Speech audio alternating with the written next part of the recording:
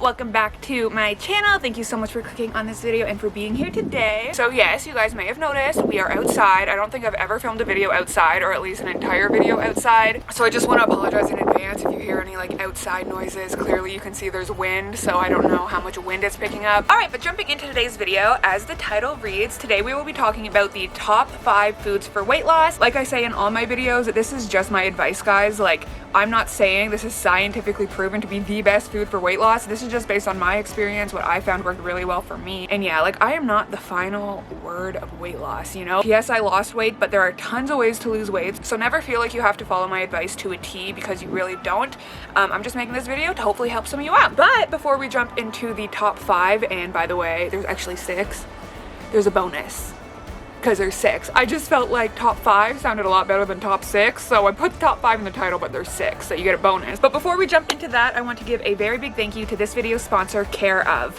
So if you've watched any of my videos or you've been around for a while, you may know that I've worked with Care of quite a bit. I think I've been working with them for a couple years at this point, and the reason why I continue to work with them is because I really love how easy and accessible they make vitamins. If you are unfamiliar with Care of, they are a monthly vitamin subscription service, and if you're unfamiliar with me, I actually struggled a lot in weight loss with maintaining my vitamin intake, so I am a very big fan of supplementing vitamins while losing weight. But yeah, so the way you sign up for Care of is super easy. All you do is you go do their quick little quiz online. The Care of quiz asks about your diet, your lifestyle, as well as your personal health goals, and then they use the information, you input it into the quiz to create and tailor a vitamin plan just for you.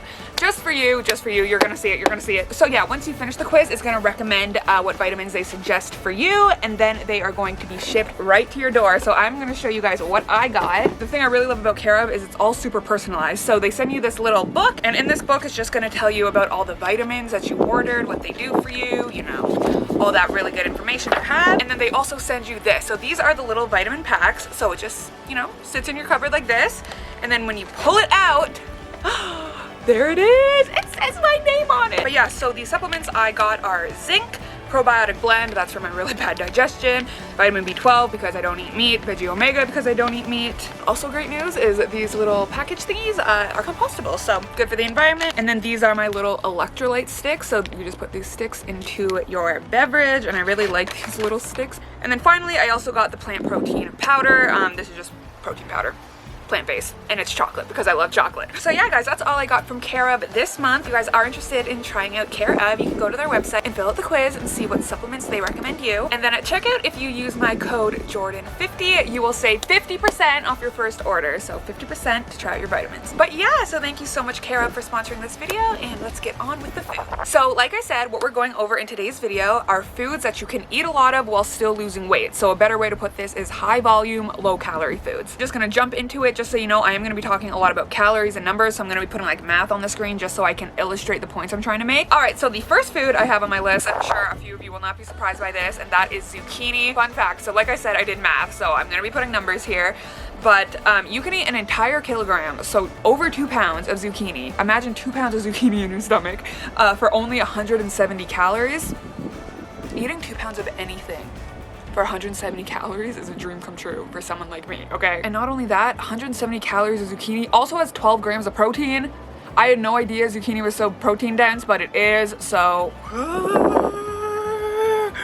the power, I'm being powerful. But yeah, guys, so there are a ton of ways you can integrate zucchini into your meals. When I first started losing weight, I did zoodles, which I'm sure a few of you have heard about. It's basically just spiralized zucchini that you can then cook and then eat as if it's like pasta noodles or spaghetti noodles. I think I have pictures of when I did that when I first started losing weight, so if I don't I'll put it up right here. But yeah, just to elaborate, I guess, on the zoodles a bit. Alright, so regular noodles are usually around 150 calories per 100 grams, while zucchini is only 17 calories per 100 grams. So, like I said, you can consume 2 pounds, over 2 pounds of zucchini noodles for the same amount of calories as 100 grams of regular noodles. That is a huge difference in volume. If you eat your 2 pounds of zoodles with like your protein source, some pasta sauce, and veggies, that is still a very low calorie meal, but that is a lot of food.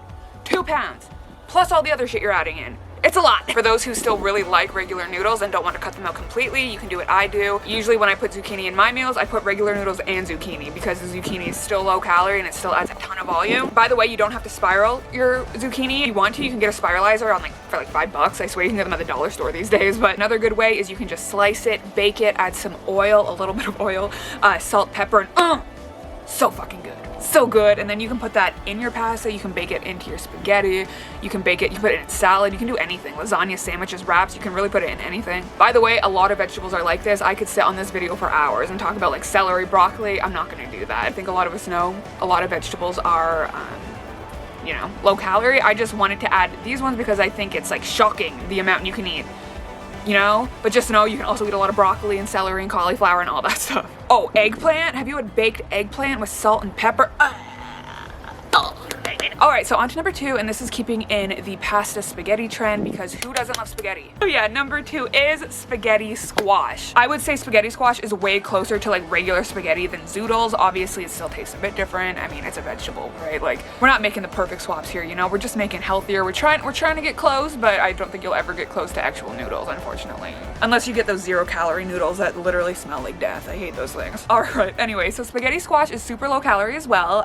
Like I said, the zucchini is 17 calories per 100 grams and spaghetti squash is 31 calories per 100 grams. So it is a bit more calorically dense, but compared to the 150 calories for the regular noodles, like we're nowhere near there, so it's still great. So yes, if you're doing the math, that does mean you can eat 2 pounds of spaghetti squash for 310 calories. And in my opinion, squash is way more filling than zucchini, so I would be surprised if any of you could even eat the 2 pounds because it's a lot of food. When I make spaghetti squash or when I eat spaghetti squash, I love putting in my Gardein meatballs, which if you don't know, those are just vegan meatballs for the protein source, and then like a lot of veggies, a lot of sauce, delicious, and honestly it comes in less than 500 calories or maybe just above 500 calories. And like I said, guys, it's hard to visualize, but 2 pounds is a lot of food. I'm gonna look for pictures, but like 2 pounds is a lot of food. Also, spaghetti squash is like stupid easy to make. You can make it in the oven, but you can also make it in the microwave.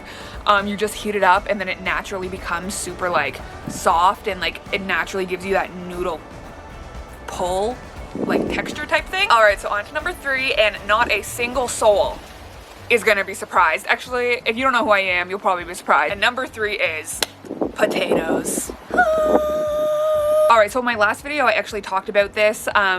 How to make potatoes low calorie, and that video is actually the reason I'm making this video because I got so many comments from people asking to like show more calorie swaps.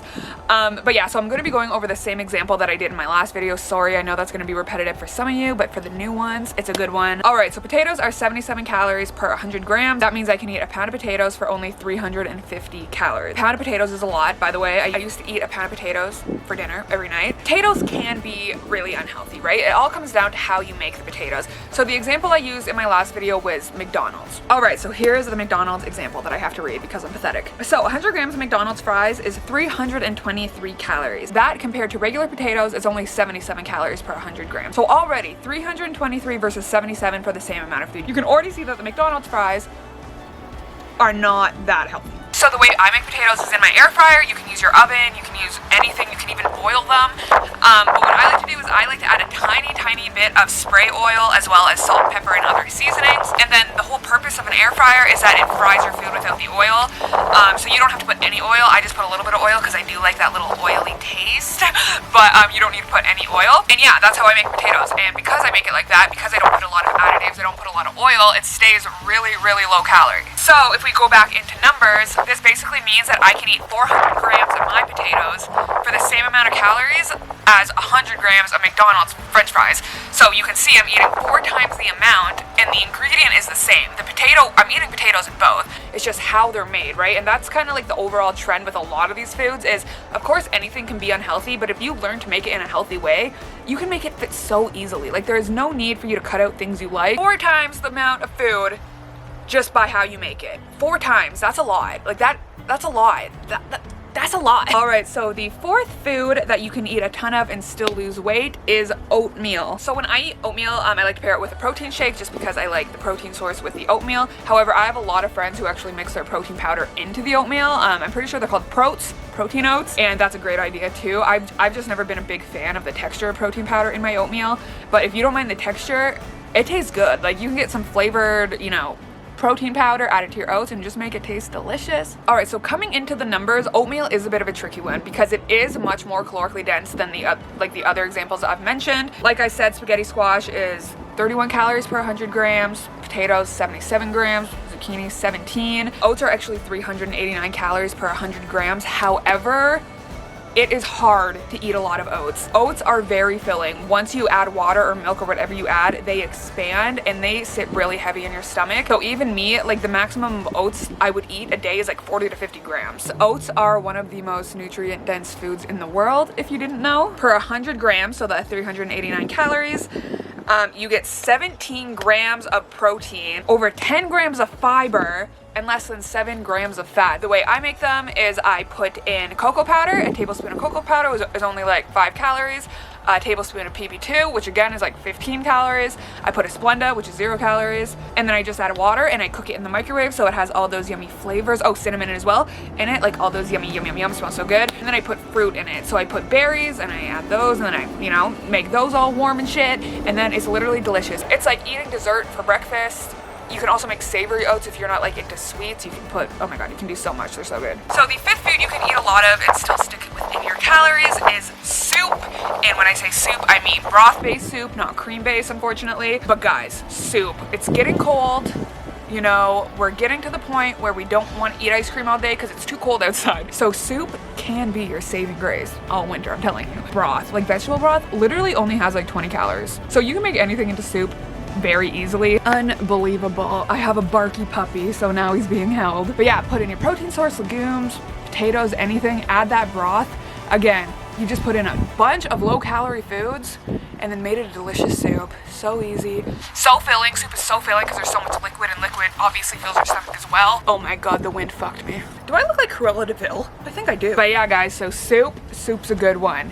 Eat your soup. All right, guys, so the sixth and final, the bonus snack option, that's right, bonus, is popcorn. By the way, fuck, I didn't mention at the beginning, but if you have your own ideas, put them in the comments below because not everyone is going to be able to eat all the foods. I've mentioned some people follow different diets, right? So if you have examples, please leave them down below for other people. But like I was saying, I'm sorry guys, the wind totally fucked my hair, so this is what I'm going to look like for the rest of the video. But the last food, which is technically a snack, is popcorn. That's right, ladies. We munching popcorn all day, all night. So I love popcorn for a lot of reasons. One, it's delicious, but two, and I feel like a lot of you can relate on this, like I feel like popcorn is a binge eater's dream come true. And the reason I say that is because if you struggled with binge eating, you probably know that a lot of the time you're not hungry. You just have the urge to eat, right? Like you just want to eat. Your brain is making you eat. Like your body's like, we're eating. I don't care if you're not hungry at all. And that's why I really love popcorn, because it's a low calorie, but it satisfies like the munchies. But like most things, like we've already discussed, there are 2 ways to make popcorn, right? Like I'm sure you've looked up calories in movie theater popcorn before. Not great. Like a medium is like 1,500 calories. Not great, okay? We're not talking about that popcorn. We're talking about popcorn you can make at home. For me, I usually just buy my popcorn pre-packaged and I buy it strictly salted for 2 reasons. One, I don't eat dairy, so the butter was never an option in the first place.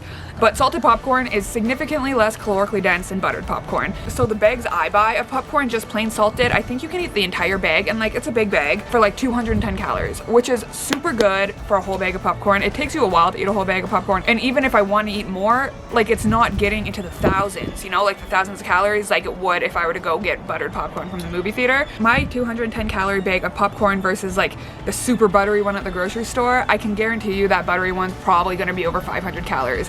So again, it all comes down to picking the options that are better for you. The popcorn I buy, I did check before I filmed this video, it has oil. So the oil is making it more calorically dense, right? If you want to make your popcorn at home, if you want to like pop your kernels on a stove in a popcorn machine, if you don't want to buy it pre-made, you can get it for even fewer calories. And if you're someone who really wants butter, just do it at home. It's so much better when you're losing weight to learn how to make the foods you love in a healthier way. Like you're just going to do yourself such a service if you take the time to figure out how to make things you love in a healthier way, because that means you don't have to give up the things you like. That means you're not going to feel deprived, but you're still going to be reaching your health goals. So yeah. But yeah, guys, so that is it for this video. Those are my top 5 foods for weight loss, or the top 6 high volume, low calorie foods for weight loss that I love. I want to thank you guys so much for watching this video to the end. Thank you for joining me on this beautiful day outside. Thank you again to Care of for sponsoring this video, and I will see you guys in the next one. Bye.